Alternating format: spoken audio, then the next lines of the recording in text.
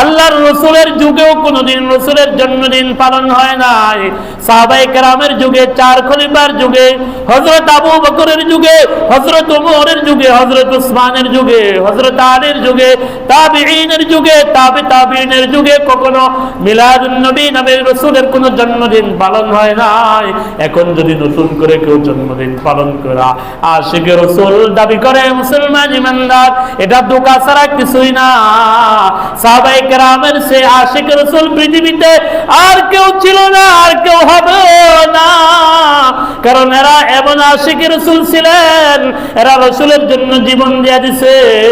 নতুন বিবাহ করছে, বাসর ঘরের মধ্যে অবস্থান করতেছে, ঢাকা এসে গেছে। উহুদের ময়দানে নবী আর দুনিয়ার মধ্যে নাই।